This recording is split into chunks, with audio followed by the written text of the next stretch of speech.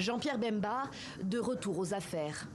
Le fondateur du MLC, le Mouvement de libération du Congo, a répondu à l'appel du président Félix Tshisekedi, contre lequel il s'était pourtant opposé lors de la dernière présidentielle. En 2018, en effet, empêché de se présenter lui-même, Jean-Pierre Bemba soutient la candidature de Martin Fayulu face à Tshisekedi, pour s'allier à lui aujourd'hui. Les plus hautes fonctions à la tête de l'État congolais, cela fait des années qu'il y aspire.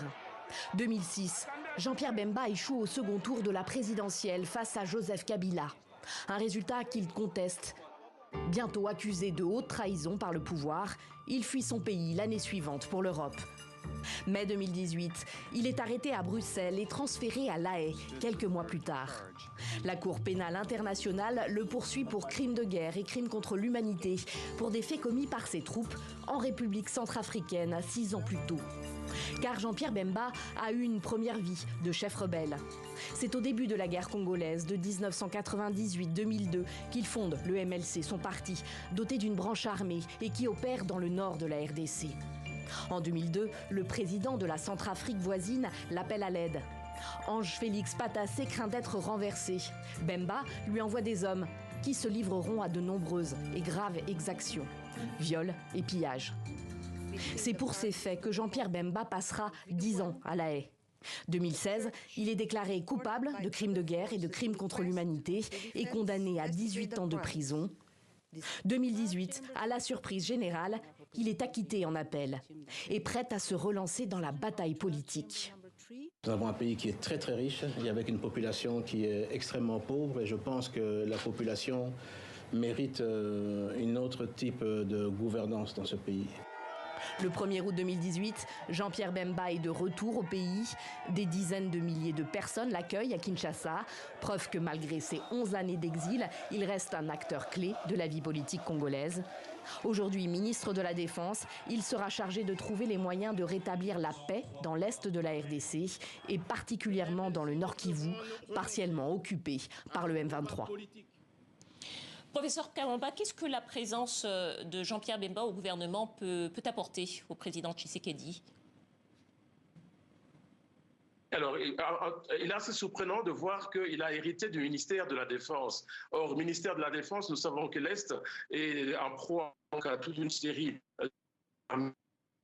Je pense que l'espoir du président Tshisekedi, c'est de voir Jean-Pierre Bemba un peu remettre de l'ordre au sein des FARDC et au sein surtout de la stratégie militaire. Mais néanmoins, il faut souligner que cette tâche va s'avérer difficile et compliquée, d'autant plus que les positions s'est radicalisées entre d'une part les différents groupes armés et le M23 et sur le terrain. Par ailleurs aussi, il faut souligner que Jean-Pierre Bemba n'a pas non plus laissé un beau souvenir à l'Est, au moment de la rébellion avec le MLC, surtout dans la partie Ituri et ce qu'on appelle le Grand Nord du Nord Kivu. Et donc, il y a quand même toute une série quand même de couacs que la population pourrait ne pas nécessairement adhérer et accepter Jean-Pierre Bemba comme ministre de la Défense, tout en un peu ce qui s'est passé dans ces deux provinces lors de la rébellion du MLC en 1996, plutôt en 2000, dans les années 2000, début des années 2000.